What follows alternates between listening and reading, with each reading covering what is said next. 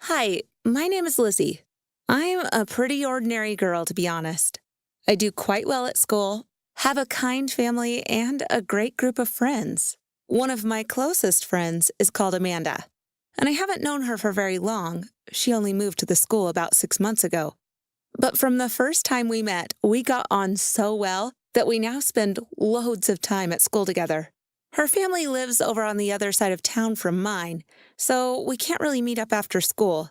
But we make up for it by sitting by each other every day at lunch. One day, we had an assembly at school. Mr. Harris, our ICT teacher, stood up at the front and told us about how important it was to keep our information safe online, to stop people hacking into our accounts. He said that hacking was becoming more and more common, and that people could end up having lots of money stolen. He said that your password shouldn't be your birthday or your pet's name. I was a bit ashamed because my Facebook password is my cat's name, Snowy. After the assembly, we headed towards the cafeteria for lunch. I was looking around for Amanda, but I couldn't see her anywhere, which was weird because usually we would stand in line together. I got my baked potato and sat at our usual table. About 10 minutes later, looking a bit flustered, Amanda ran over with her lunch. "Are you okay?" I asked her. She nodded as she quickly ate her potato, checking something on her phone at the same time. This was odd in itself.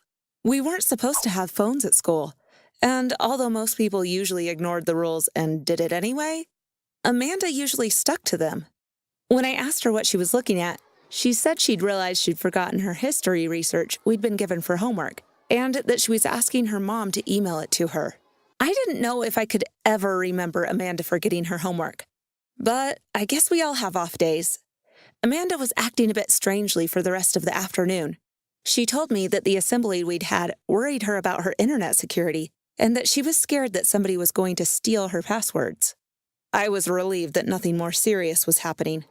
I said that she didn't need to worry, that my password, especially my Facebook one, wasn't very strong at the moment. But I thought it would probably be fine. That seemed to make her feel a bit better. She changed the subject, saying that she was getting a new cat on the weekend, and asked me what my cat's name was.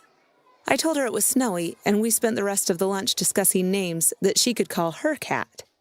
That evening, I was doing my homework on my computer and browsing on my Facebook at the same time. I came across a funny video of a cat drinking from the kitchen sink, and I was about to click like when I realized that I had already liked it. How could that be right? I was sure I'd never seen that video before. Maybe I'd just accidentally clicked on it while scrolling on my phone? Another strange thing was that all the adverts and recommendation videos were for computer software, which is stuff I'm not interested in and never look at. I probably would have just brushed it off, but I kept coming across open messages that I hadn't read, and there were a few people who I didn't know who had requested to be my friend. It was all little things, but it freaked me out. After the assembly today, I was worried that somebody had hacked my account. I suddenly remembered telling Amanda my cat's name and my passwords were easy to guess. But surely Amanda wouldn't do that. She was my friend.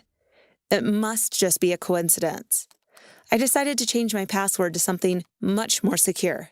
The next day, Amanda was acting a bit more normal, so I was glad that I hadn't jumped to conclusions about her. But at lunch, she started asking me quite a lot of personal questions, like when my sister's birthday was or what was my mom's middle name. Although I was sure that this must still be a coincidence, I told her all the wrong answers, just in case. Only a few hours later, I started getting emails saying that an unknown device had tried to access my Facebook account, and did I recognize it? I hadn't even logged into Facebook, so I clicked no. Then I got another one saying that I had been locked out of my account for too many incorrect password entries. That was when I knew that it must be Amanda. I was pretty shocked, to be honest. Amanda and I were good friends, and I just couldn't understand what she wanted my Facebook account for. I wasn't sure what to do. Should I confront her or just ignore it? I decided not to mention it, but to try and secretly find out more about what Amanda was up to. At school, we sat together at lunch like normal, but after school, instead of walking home, I hung back to follow Amanda to the bus stop where she caught her bus home. I didn't want her to see me, so I stayed behind a group of tall guys from the year above as we walked along the street. Amanda walked into the corner shop next to the bus stop. I snuck in and hid behind the next aisle so I could watch her. I jumped as the shop door opened again. It was Ashley, a girl from our year who used to be my best friend until we'd fallen out a few months ago. Luckily, she hadn't seen me, although I was nervous about what I would say if either of them did. Ashley was still friends with Amanda, so she said hi, and they started chatting. While Amanda was choosing some chips, Ashley was scrolling through her phone. "That's weird," she said. "Facebook is saying I've watched a video on computer stuff, but I've never seen it." I gasped. That was the same video that it kept saying that I had watched. Amanda must have been hacking Ashley's account too. As if to confirm my suspicions, I saw Amanda smiling guiltily behind Ashley's back. As a bit of background, Ashley and I fell out over something really stupid. Someone posted on Facebook that they were giving away a free ticket to a Taylor Swift concert as they couldn't go. And I posted before Ashley that I wanted the ticket, and so I got to go to the concert. Ashley says, though, that she commented on the post before me, but her post disappeared. So she blamed me for somehow deleting it. We never talked it through. She just stopped talking to me. It suddenly occurred to me now, though, as I was hiding in the shop, that maybe Ashley's post actually did get deleted. It wasn't like Ashley to make something up like that. Could Amanda have hacked in and deleted the comment? The more I thought about it, the more I realized that it must be true, and that I had to tell Ashley what I'd discovered. That evening, deciding not to risk using Facebook, I ran up to Ashley and explained everything to her. To my surprise, she agreed with everything I said, saying that she suspected Amanda too. Together, we hatched a plan to get revenge on Amanda. It was so nice to have my best friend back. In math the next day, I got my chance for revenge. Amanda went to the bathroom near the start of the lesson, and I pretended to drop my pencil on the floor.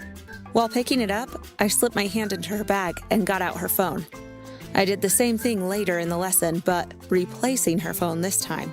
That night, Ashley came over to my house so we could admire my work. We sat on my bed with my laptop and smiled as we saw that Amanda had gotten what she deserved. Do you want to know what we did? I had written a confession post on Amanda's own Facebook page, pretending to be her, saying about how she had hacked into loads of people's accounts because she wanted to steal their boyfriends, and about how she was proud of herself for being so smart. She definitely won't be hacking anything anymore because nobody will trust her enough to tell her anything about themselves. I learned from this that my teacher, Mr. Harris, was right. You should really be careful who you trust with your personal details. What do you think of this video? Don't forget to like it and subscribe to our channel.